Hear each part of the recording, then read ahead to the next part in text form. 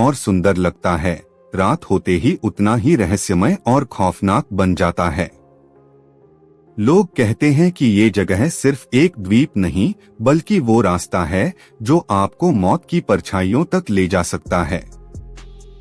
मार्वो से माध तक का जो रोड है उसे दिन में जितना चाहे पार करो, लेकिन सूरज डूबने के बाद यहाँ रुकने की हिम्मत शायद ही कोई कर पाता है, क्योंकि इस रास्ते पर सिर्फ इंसान नहीं चलते, कुछ ऐसे साए भी होते हैं जो इंसान के साथ साथ चलते हैं मगर दिखाई नहीं देते।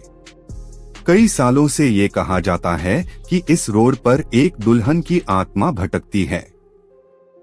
सफेद साड़ी में, खुले बाल, पैरों में बिछिया और कलाइयों में चूड़ियों की आवाज के साथ वो एकाएक किसी राहगीर के सामने प्रकट हो जाती है।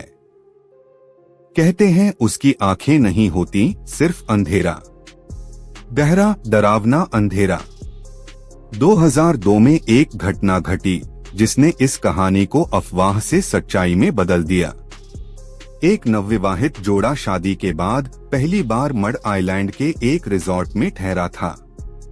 शादी की रात दुल्हन अचानक गायब हो गई। सुबह उसका शव पास के जंगल में मिला, चेहरा क्षत-विक्षत, शरीर अधमरा और हाथों की चूड़ियां टूटी हुई। पुलिस ने इसे एक्सीडेंट बताया, लेकिन कोई गवाह नहीं, कोई सबूत नहीं और रिजॉर्ट का एक स्टाफ मेंबर अगले ही दिन बिना बताए लापता हो गया। तब से हर साल उसी महीने, उसी रात वहाँ कुछ न कुछ अजीब होता है। कोई कहता है कि उसकी चीखें सुनाई देती हैं, कोई कहता है कि उसकी परछाई कार के शीशे पर उभर आती है और कुछ ड्राइवर बताते हैं कि सफेद साड़ी में एक औरत अचानक कार के सामने आ जाती है और गायब हो जाती है। एक लोकल ऑटो ड्राइवर रमेश, जिसने सालों तक उस इलाके में सवारी की, कहता है कि एक बार रात के 1 बजे एक औरत ने उसे हाथ दिखाया। उसने सोचा कोई लेट नाइट पैसेंजर है, लेकिन जैसे ही उसने ऑटो रोका, औरत अंदर बैठते ही बोली, मुझे मेरी मौत की जगह तक ले चलो। रमेश को जब तक कुछ समझ आता, ऑटो का मीटर खुद चालू हो गया, स्टीयरिंग भारी लगने लगा और रास्ता जो उसे पता था एकदम अजनबी बन गया। रमेश बताता है कि उसने जैसे ही पीछे देखा, वो औरत गायब थी। ऐसी ही घटनाएं बार बार लोगों के साथ होती रहीं। कुछ लोग बताते हैं कि उनकी गाड़ी खुद ब खुद बंद हो जाती है। कुछ के मोबाइल पूरी तरह से नेटवर्क खो बैठते हैं। कई लोगों ने अपने होश खो दिए हैं और कुछ तो उस इलाके से लौटे ही नहीं। रात के वक्त मार्वो से माध तक की सड़क सुनसान होती है, पर कहते हैं कि अगर आप रात 2:30 से 3 के बीच वहां से गुजरें तो आपको कोई महिला दूर से हाथ दिखाती दिखाई देगी।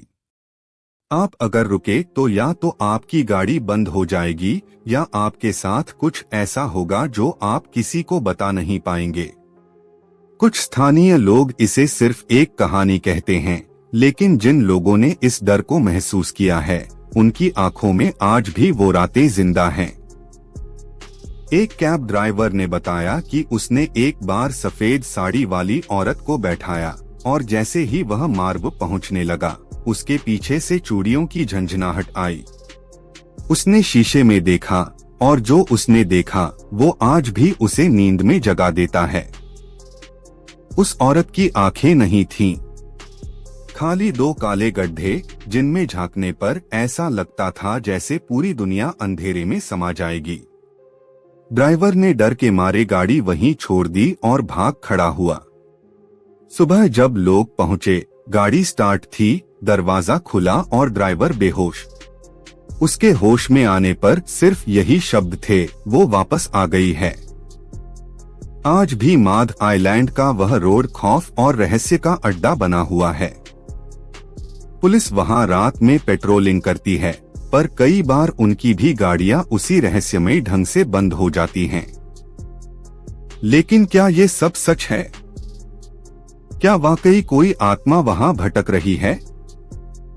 क्या मौत से भी ज्यादा डरावनी कोई कहानी हो सकती है? या फिर ये सब हमारे मन का वहम है? ये सब जानने के लिए आपको इंतजार करना होगा अगले भाग का, क्योंकि वहां हम आपको बताएंगे उस आत्मा के मरने की असली वजह और वो खौफनाक सच्चाई जो अब तक छिपी थी। एक पुरानी डायरी मिली थी उस जंगल में जहां उस नवविवाहिता का शव मिला था। उस डायरी के पन्ने आज भी खून के धब्बों से सने हुए हैं और उस पर लिखी गई आखिरी पंक्ति थी, वो मुझसे शादी नहीं करना चाहता था। उसने कहा था मैं मर भी जाऊं फर्क नहीं पड़ेगा, लेकिन मैं अब हमेशा के लिए उसके साथ रहूंगी, हमेशा। पुलिस ने इस डायरी को सील करके फाइल में डाल दिया, पर रात होते ही वही ऑफिसर जिसने डायरी को पढ़ा था पागल हो गया। वो बार बार कहता रहा, वो मेरी कुर्सी के नीचे बैठी है, चूड़ियां खनक रही हैं, वो मुझे ले जाएगी। अगले दिन उसका ट्रांसफर कर दिया गया, लेकिन उस रात के बाद से उसकी हालत कभी भी पहले जैसी नहीं रही। जिस रिसोर्ट में वो नैनवेली दुल्हन ठहरी थी, वहां आज भी कोई रात में नहीं रुकता। वहां की खिड़कियां अपने आप खुल जाती हैं, दरवाजे खुद ब खुद बंद हो जाते हैं और कई बार सीसीटीवी कैमरा किसी औरत की धुंधली परछाई रिकॉर्ड करता है जो न तो रिसोर्ट के स्टाफ में होती है और न ही किसी मेहमान की लिस्ट में। 2006 में एक ग्रुप ऑफ फ्रेंड्स ने वहां एक बर्थडे पार्टी रखी। सबने खूब मस्ती की। रात के 2:30 बजे उनमें से एक लड़की गार्डन की तरफ टहलने गई और वापस नहीं आई। जब उसके दोस्तों ने खोज शुरू की तो बस उसकी सैंडल मिली और थोड़ी दूर पर चूड़ियों का टूटा हुआ टुकड़ा। लड़की 3 दिन बाद मिली, वो भी पुलिस स्टेशन के बाहर बैठे हुए, शांत लेकिन पूरी तरह खामोश, कुछ बोलने की हालत में नहीं, और उसकी आंखें खाली, जैसे उसने कुछ ऐसा देख लिया हो जो इंसान का हो ही नहीं सकता। कहते हैं उस जंगल में रात को किसी का जाना मना है। अगर आप वहां चले गए तो पीछे से आवाज आएगी, कोई कहेगा रुको। अगर आप पलटे तो आप हमेशा के लिए वहीं रह जाएंगे, उस जगह का हिस्सा बन जाएंगे। एक स्थानीय बाबा जो तंत्र विद्या जानते थे, उन्होंने उस जगह को शुद्ध करने की कोशिश की थी। उन्होंने पूरी रात हवन किया, मंत्र पढ़े और सुबह तक वो जिंदा नहीं बचे। उनका शव वहीं मिला, लकड़ी के नीचे दबा हुआ, आंखें खुली हुई, जैसे किसी को मरते दम तक देखता रहा हो। उस दिन के बाद से किसी ने दोबारा उस जंगल को छूने की हिम्मत नहीं की। लोग अब उस रास्ते से बचते हैं। रात को मार्वो से माध आइलैंड जाने का मतलब है खुद मौत को न्योता देना। 2015 में एक युवक ने अपने YouTube चैनल के लिए उस इलाके में वीडियो शूट करने की सोची। उसने कैमरा लगाया, लाइट ऑन की और शुरू हुआ। वीडियो के बीच में लाइट बंद हो गई, मोबाइल डेड हो गया, कैमरा ऑफ हो गया और फिर वो खुद भागते हुए बाहर निकला। जब उसने वीडियो की रिकॉर्डिंग चेक की तो उसमें एक चेहरा था जिसे किसी ने नहीं देखा था, पर कैमरे में वो औरत सफेद साड़ी में पीछे खड़ी थी और मुस्कुरा रही थी। लोग कहते हैं ये आत्मा अब सिर्फ जंगल तक सीमित नहीं रही। जो कोई भी उसे देखता है वो उसका निशाना बन जाता है। अब सवाल ये है, क्या वाकई उस आत्मा की आत्मा को किसी ने जगाया है? क्या कोई तांत्रिक अब उसे रोकने की कोशिश कर रहा है, या अब वो आत्मा शहर में फैल चुकी है? इसका जवाब मिलेगा अगले भाग में, जहां हम आपको बताएंगे उस औरत की आखिरी रात की सच्चाई, वो पल जिसने उसे आत्मा बना दिया, और वो आदमी जिसने उसे धोखा दिया और आज तक सजा नहीं मिली। उस रात हवा में अजीब सी सिसकी थी।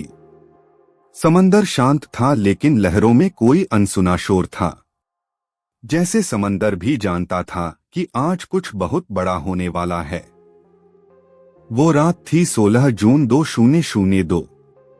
जिस रात वो लड़की, जिसका नाम स्वरा था, अपनी शादी के बाद पहली बार अपने पति अमन के साथ मड आइलैंड के रिजॉर्ट में आई थी।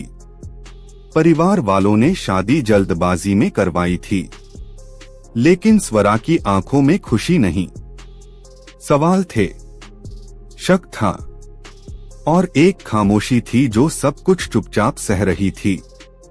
रात को जब स्वरा कमरे में अकेली थी, अमन ने बहाना बनाया, दोस्त से मिलकर आता हूँ, जरूरी मीटिंग है, और बाहर चला गया। लेकिन वो रात ही आखिरी थी जब किसी ने स्वरा को जिंदा देखा। अगली सुबह उसका शव जंगल में मिला, चेहरे पर जलने के निशान और हाथ में उसकी चूड़ियों का एक जोड़ा जो कसकर उसकी मुट्ठी में दबा था। पुलिस ने इसे आत्महत्या कहा, लेकिन रिजॉर्ट स्टाफ का कहना था कि उस रात कमरे से किसी लड़की की बहुत जोर से चीख सुनाई दी थी और बिजली एकाएक चली गई थी। लेकिन जब सुबह पुलिस पहुंची तो कमरा लॉक था, अंदर का लाइट ऑन था और दीवार पर एक खून से लिखा हुआ वाक्य, मैं लौटूंगी। अमन ने सबूतों के अभाव में खुद को बरी करवा लिया, लेकिन किस्मत शायद उसे छोड़ चुकी थी, क्योंकि शादी के 1 साल बाद ही अमन की दूसरी शादी की रात फिर से कुछ अजीब हुआ। नई दुल्हन ने शादी के बाद अपने कमरे में किसी को खड़ा देखा, सफेद साड़ी में, बाल खुले हुए और आंखें खाली। उसने चीख मारी और दरवाजा तोड़कर लोग अंदर आए, लेकिन वहां कोई नहीं था, बस एक टूटी चूड़ी और खिड़की से बाहर जाती एक साड़ी का कोना हवा में लहरा रहा था। अमन का मानसिक संतुलन बिगड़ गया। वो चिल्लाने लगा, स्वरा, माफ कर दो, मैंने तुम्हें मरवाया नहीं था, मैं तो बस तुम्हें छोड़ना चाहता था, लेकिन कोई नहीं जानता था कि क्या सच्चाई थी। कुछ महीनों बाद अमन ने खुद को फांसी लगा ली और उसकी जेब से वही पुरानी डायरी मिली, जिसमें स्वरा ने अपनी शादी से 1 दिन पहले लिखा था, अगर इस शादी में मेरा प्यार नहीं है तो इस जिंदगी में मेरी रूह भी नहीं बचेगी, और अगर मैं मर जाऊं तो मैं उसे छोड़ूंगी नहीं, कभी नहीं। रिजॉर्ट को बंद कर दिया गया, लेकिन तब तक कई और घटनाएं सामने आ चुकी थीं। एक रात पुलिस पेट्रोलिंग कर रही थी। 2 सिपाही जंगल की ओर निकले और वापस नहीं लौटे। अगली सुबह दोनों एक गाड़ी में बेसुध मिले। कार चालू थी, रेडियो में एक ही लाइन बार बार बज रही थी, मैं लौटूंगी, मैं लौटूंगी। उनमें से एक सिपाही तो कभी होश में नहीं आया और दूसरा पागलों के अस्पताल में भर्ती है। उसकी जुबान पर सिर्फ एक शब्द रहता है, स्वरा। मड आइलैंड के उस जंगल में अब हर तीसरे दिन कोई नई घटना होती है। एक विदेशी कपल जिसने रिसोर्ट का बुकिंग किया था, पूरी रात अपने कमरे में बंद रहा। सुबह कहा कि किसी ने उनके बिस्तर के पास खड़े होकर पूरी रात सांस ली, लेकिन कोई दिखा नहीं, बस गीली मिट्टी पर साड़ी के घसीटने के निशान थे। स्थानीय लोगों का मानना है कि अब वो आत्मा सिर्फ जंगल या कमरे तक सीमित नहीं रही, वो अब हर उस इंसान को देखती है जो प्यार में धोखा देता है, झूठ बोलता है और किसी को अपने स्वार्थ के लिए छोड़ देता है। स्वरा अब एक आत्मा नहीं, वो एक श्राप बन चुकी है। एक ऐसा श्राप जो नजर नहीं आता, लेकिन जब लगता है तो इंसान जिंदा रहकर भी मर जाता है। अब सवाल ये है, क्या उस आत्मा को कोई मुक्ति दिला सकता है? क्या कोई ऐसा है जो उस रात की सच्चाई को दुनिया के सामने लाकर उसका बदला खत्म कर सके? इसका जवाब मिलेगा अगले और आखिरी भाग में, जहां आप जानेंगे उस आत्मा के अंतिम दर्शन और वो क्षण जब मौत और मुक्ति आमने सामने खड़े थे। उस जंगल में अब कोई नहीं जाता, रिसॉर्ट जर्जर हो चुका है। दीवारों पर दरारें हैं, खिड़कियों से धूल उड़ती है।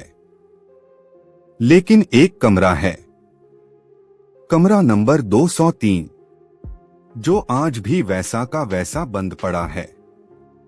अंदर रखा हुआ बिस्तर, शीशा, अलमारी और एक कोना जिसमें अब भी एक टूटी हुई चूड़ी रखी हुई है। सालों से कोई उसे छू नहीं पाया, क्योंकि जिसने भी छूने की कोशिश की वो कुछ दिनों में या तो गायब हो गया या पागल। 2022 में एक डॉक्यूमेंट्री फिल्म मेकर राहुल ने इस रहस्य को दुनिया के सामने लाने की ठानी। उसने अपने कैमरे, लैपटॉप और 2 साथियों के साथ मड आइलैंड के उसी बंद रिसॉर्ट में रात बिताने की योजना बनाई। रात 12:13 बजे पहली आवाज आई, जैसे कोई महिला रो रही हो। कैमरे का लेंस ब्लर हो गया। राहुल ने रिकॉर्डिंग चेक की तो देखा एक लड़की पलंग के कोने पर बैठी थी, सिर झुका हुआ, साड़ी से चेहरा ढका हुआ, लेकिन कुछ सेकंड बाद गायब।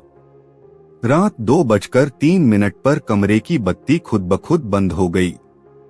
अलमारी का दरवाजा खुला और अंदर रखा एक पुराना बक्सा खुद ब खुद जमीन पर गिरा। उसमें एक लाल जोड़ा, टूटी चूड़ियां और एक वीडियो टेप था। राहुल ने जैसे ही टेप को प्ले किया, स्क्रीन पर सिर्फ एक ही चीज आई, स्वरा की आंखें, जो सीधे कैमरे में देख रही थीं, बिना पलक झपकाए। वीडियो में आवाज आई, तुम सच बताना चाहते हो तो पहले मेरी सच्चाई देखो। और अचानक कैमरे की रिकॉर्डिंग बंद हो गई, बिजली चली गई और कमरे की दीवार पर फिर से वही शब्द दिखे, मैं लौटूंगी। राहुल और उसकी टीम सुबह तक लापता रही। तीसरे दिन एक लोकल मछुआरे को रिसॉर्ट के पीछे झाड़ियों में उनका कैमरा मिला। कैमरे में सिर्फ एक रिकॉर्डिंग थी, राहुल रो रहा था, कह रहा था, माफ कर दो स्वरा, तुम सच थीं, हम सब झूठे। राहुल आज भी एक मानसिक अस्पताल में भर्ती है, बोल नहीं सकता, पर उसकी आंखों में डर नहीं, एक अजीब सी सुकून है, जैसे उसने किसी आत्मा को उसकी आवाज लौटा दी हो। कुछ महीने बाद रिसॉर्ट की दीवारों पर खुद ब खुद लिखा हुआ पाया गया, अब मैं लौटकर नहीं आऊंगी, अब मुझे मुक्ति मिल गई। और इसके बाद से आज तक उस जंगल में कोई घटना नहीं हुई। लेकिन सवाल ये है, क्या आत्माएं सिर्फ मुक्ति के लिए भटकती हैं? या इंसानों की नफरत, धोखा और स्वार्थ उन्हें जन्म देता है? क्योंकि ठीक 6 महीने बाद उसी रास्ते पर एक नई घटना हुई। एक बाइक सवार लड़का, जिसने अपनी गर्लफ्रेंड को धोखा दिया था, उसकी बाइक उसी मोड़ पर फिसल गई जहां स्वरा की आत्मा आखिरी बार देखी गई थी। उसके हेलमेट के पास बस एक टूटी हुई चूड़ी पड़ी थी और हवा में वो जानी पहचानी सरगोशी, मैं लौटूंगी।